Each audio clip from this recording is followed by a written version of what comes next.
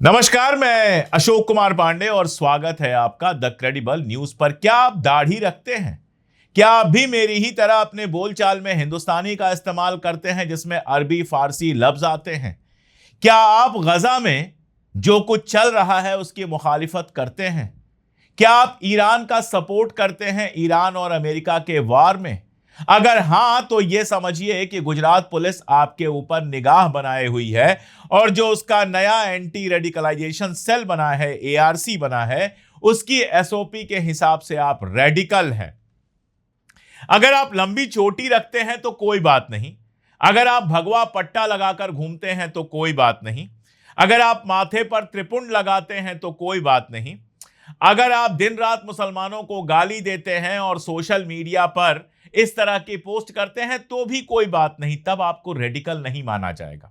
आपको एकदम रेडिकल नहीं माना जाएगा अगर आप लिंचर्स का सपोर्ट करते हैं, उन लोगों का सपोर्ट करते हैं जिन्होंने लिंचिंग की है। आप समझ रहे हैं, अब इससे ज्यादा मैं क्या बोलूं। अगर मस्जिद के सामने जाकर डीजे बजाते हैं आप तो भी आपको रेडिकल नहीं माना जाएगा। चोटी रखने वाले को रेडिकल नहीं माना जाएगा, लेकिन दाढ़ी रखने वाले को रेडिकल माना जाएगा। घूंघट करने वाली महिला को रेडिकल नहीं माना जाएगा, लेकिन नकाब पहनने वाली महिला को रेडिकल माना जाएगा। इजराइल के समर्थन में स्टैंड विद इजराइल करने वाले को रेडिकल नहीं माना जाएगा, लेकिन स्टैंड विद ईरान करने वाले को रेडिकल माना जाएगा। ये गुजरात पुलिस में जो नया एंटी रेडिकलाइजेशन सेल बना है उसका कहना है। इसके अलावा और भी बहुत सारी चीजें हैं। अफगानिस्तान या मिडिल ईस्ट की यात्रा के बाद व्यवहार में बदलाव आना, वीपीएन, सिग्नल या एलिमेंट जैसे मैसेजिंग ऐप का इस्तेमाल, टेलीग्राम पर आईएसआईएस से जुड़े अकाउंट को फॉलो करना, यह सब तो समझ में आता है, लेकिन यह नहीं समझ में आता है कि दाढ़ी रखना किस तरह से रेडिकल होना हो गया। सामान्य जो आपकी धार्मिक पहचान है, हर सिख पगड़ी पहनता है, दाढ़ी रखता है, तो क्या वो रेडिकल हो गया? ढेरों हिंदू चोटी रखते हैं, जनेऊ पहनते हैं, कशका खींचते हैं यानी माथे पर तिलक लगाते हैं। ढेरों हिंदू महिलाएं जो हैं वो सिंदूर लगाती हैं, घूंघट करती हैं, तो क्या वो रेडिकल हो गई? ये इस तरह की जो बातें की जाती हैं, क्यों की जाती हैं, आप समझ रहे हैं। एक अजीब तरह का माहौल बनाया जा रहा है देश के अंदर, जहां अल्पसंख्यकों के दमन के लिए जो कुछ कर सकते हैं वो सब करने की कोशिश की जा रही है। मैं आपको एक घटना याद दिलाऊं, अपनी खुद की पर्सनल, कई बार याद करता हूं और रूह कांप जाती है। मैं गुजरात में था, जिस समय दंगे हुए हैं उस समय मैं गुजरात में नौकरी कर रहा था और एक साहब थे जहां मैं दाढ़ी बनवाता था और मुझे बहुत शौक था उस जमाने में फ्रेंच कट दाढ़ी रखने का। जवान था, बिल्कुल बढ़िया अच्छी काली दाढ़ी आती थी, फ्रेंच कट दाढ़ी रखता था। वहां मैं गया अपनी दाढ़ी ठीक करवाने के लिए। वो मुसलमान थे, दंगे शुरू हो चुके थे। उन्होंने बिना मुझसे पूछे मेरी दाढ़ी साफ कर दी और कहा कि हमारे चक्कर में आप क्यों मारे जाना चाहते हैं। मेरी रूह उस समय भी कांप गई थी कि देश के हालात क्या हो गए हैं कि अब दाढ़ी और मूंछ से और बालों से और बाकी सब चीजों से तय होगा कौन सही है कौन गलत। और अब इस तरह का सेल बनाकर इस तरह की बात करके उसको एक कानूनी, एक अमली जामा पहनाने की पूरी कोशिश हो रही है। और देखिए क्या क्या नहीं हो रहा है। भोजशाला विवाद जो था, आप जानते हैं, मध्य प्रदेश में, उसको लेकर नमाज पढ़ने से रोक दिया गया था। मामला सुप्रीम कोर्ट में पहुंचा है और सुप्रीम कोर्ट ने यह आदेश दिया है कि फ्राइडे प्रेयर हो तो सकती है, जुमे की नमाज हो तो सकती है, लेकिन एक अल्टरनेटिव जगह पर होगी, वहां नहीं होगी, किसी और जगह पे होगी। मुकदमे का फैसला आने से पहले ही फैसला हो जाता है और यही वजह है कि मांग लगातार बढ़ती जा रही है। अब देवबंद के मदरसे के नीचे शिव मंदिर होने की बात की जा रही है। उत्तर प्रदेश में जो हिंदू रक्षा दल है उसने दावा किया है कि देवबंद जिले में जो दारुल उलूम है, जो मदरसा है, उसके नीचे एक शिव मंदिर है और संगठन से मांग की गई है कि इसकी जांच कराई जाए। कहा गया हमारे पास सबूत है, लेकिन जब उनसे पूछा गया क्या सबूत है तो बताया नहीं गया।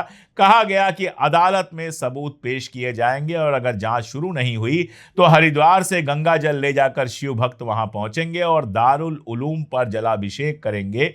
संगठन जिसको शिव मंदिर होने की बात कर रहा है।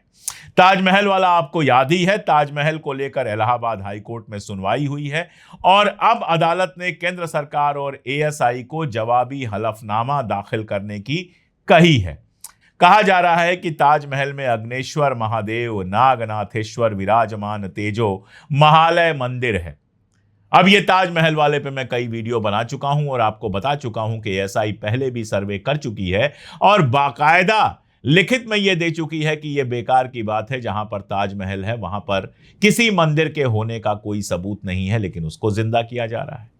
अयोध्या में जो हुआ वो आप जानते हैं, मथुरा में यही बात की जा रही है, काशी में यही बात की जा रही है। अयोध्या तो एक झांकी है, मथुरा काशी बाकी है, यह नारा लगाया जाता था, तो अब उसको पूरा किया जा रहा है। देखिए, राम मंदिर बना और राम मंदिर में इस समय सबसे ज्यादा कोई चीज चर्चा में है तो चढ़ावे की लूट। और ये चढ़ावे की लूट वही लोग कर रहे हैं जो राम मंदिर बनवाने का, राम को लाने का दावा कर रहे थे। और राम मंदिर के अंदर ही चढ़ावे की लूट नहीं हो रही है, चढ़ावे की लूट की खबर ऐसे बरस रही है जैसे बरसात में मुंबई में पानी बरसता है। गुजरात के मंदिर में चोरी की खबर आई, कल मैंने आपको वीडियो दिखाया था, वो वीडियो आप फिर से देख सकते हैं। गुजरात के अंबाजी मंदिर में जो सीसीटीवी लगा था उसमें साफ साफ दिखाई दे रहा है कि कैसे नोटों की गड्डियां अंदर सरकाई जा रही हैं। एफआईआर की गई, 3 लोगों को गिरफ्तार किया गया, लेकिन अब जमानत पर सारे के सारे बाहर हैं। 1,04,000 रुपए का एक बंडल वहां पर बाथरूम जाने के बहाने जब चिराग ठाकुर निकल रहा था तो उसके पॉकेट से गिर गया था, ठीक से बेचारा रख नहीं पाया था।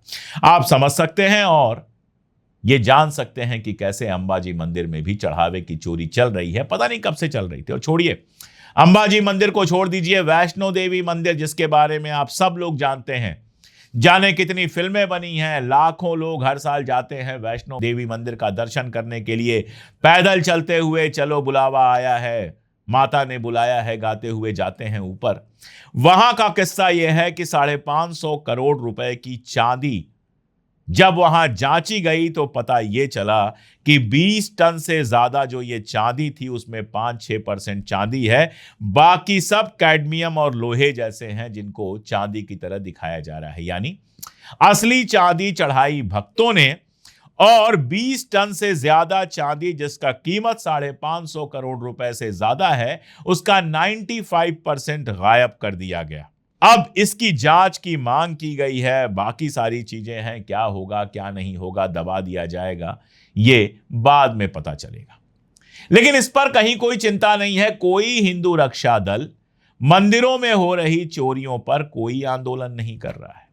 कोई हिंदू रक्षा दल यह मांग नहीं कर रहा है कि राम मंदिर की जिस तरह से बेहुरमती की गई है, जिस तरह से वहां पर चढ़ावा चोरी की गई है, वो चढ़ावा चोरी, चढ़ावे की लूट हिंदू धर्म का अपमान है। कोई नहीं कह रहा।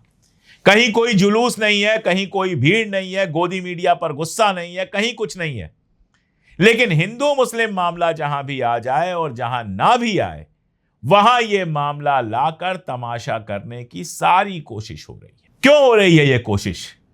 क्योंकि अगर चढ़ावे की लूट का मामला सामने आएगा तो इनके अपने लोग पकड़े जाएंगे। लेकिन इस चढ़ावे की लूट ने एक बात बिल्कुल साफ कर दी है, और वो बात यह साफ कर दी है कि ये चाहे कितना भी हिंदू मुस्लिम करते हों, ये धंधा करने के लिए बैठे हैं, भगवान के नाम का भी ये धंधा कर रहे हैं। ये सिर्फ भगवान को बेचने के लिए बैठे हैं, भगवान के नाम पर, धर्म के नाम पर राजनीति करने, सत्ता हथियाने, और सत्ता हथियाने के बाद लूट मचाने का सारा खेल है। ये जो अच्छा दल, रक्षा दल बनता है, ये सब इसी खेल का हिस्सा है। इनमें से किसी को ना तो हिंदू धर्म से कोई लेना देना है और ना ही मंदिर से लेना देना है, ना भगवान से लेना देना है। असल में इनमें से ज्यादातर ऐसे हैं जो नास्तिक हो चुके हैं, जिनका भगवान पर कोई भरोसा नहीं है, लेकिन इस्तेमाल करते हैं भगवान का अपने फायदे के लिए, चुनाव में फायदे के लिए, धंधे में फायदे के लिए, और पता नहीं किस किस फायदे के लिए। आप सोचिए, राम जन्मभूमि के चढ़ावे का पैसा चुराकर शेयर मार्केट तक में इन्वेस्ट किया गया था। आप अंदाज लगा लीजिए कि ये लोग कितने धर्म के पालक होंगे। और अब हालत यह है कि बड़े बड़े अब तक रिहा होकर बाहर घूम रहे हैं। रिहा क्या, गिरफ्तार ही नहीं हुए, आराम से घूम रहे हैं, आजाद हैं। छोटे छोटे कुछ लोगों को गिरफ्तार करके मामले को रफा दफा करने की कोशिश की जा रही है। और इसी शोर को दबाने के लिए हिंदू मुसलमान के तमाम तमाशे उभारे जा रहे हैं। यूपी में चुनाव होना है अगले साल, और उस चुनाव में जन्मभूमि मंदिर का जो लूट का किस्सा है वो कहीं भारी ना पड़ जाए, इसलिए हिंदू मुसलमान लगातार किया जाएगा। अभिमुक्तेश्वरानंद जी ने एक बात कही थी, उन्होंने कहा था कि मैं राम मंदिर अभी तक नहीं गया हूं, क्योंकि ये राम का मंदिर है ही नहीं, ये आरएसएस का मंदिर है, ये लूट का मंदिर बनाया गया है। जिस दिन ये लोग वहां से बाहर होंगे उस दिन वो मंदिर राम का असली मंदिर होगा और उस दिन मैं वहां जाऊंगा, कह अभिमुक्तेश्वरानंद जी रहे हैं। लेकिन ये बात बहुतों के दिल में भरती जा रही है और इसी को गर्दो गुबार से ढकने के लिए ये तमाम सारे मुद्दे लाए जा रहे हैं। लेकिन गुजरात में जो एसओपी आई है, द वायर ने जो रिपोर्ट दी है, वो अपने आप में बेहद खतरनाक है। वो बता रही है कि देश के अंदर कैसे मुसलमानों को दूसरे दर्जे का नागरिक बनाने की कोशिश परवान चढ़ रही है। आज ये गुजरात में हुआ है, कल दूसरी जगहों पर भी होगा और खेल इतने पर ही नहीं रुकेगा, सिर्फ मुसलमानों पर नहीं रुकेगा। इसके बाद किनका नंबर आएगा आप अच्छी तरह से जानते हैं, और अगर नहीं जानते हैं तो थोड़ा देश दुनिया का इतिहास पढ़िए और जानिए कि ऐसे लीडर्स ने, ऐसी पॉलिसीज ने देशों का कैसे और कितना सत्यानाश किया है। आज के लिए इतना ही, बहुत शुक्रिया।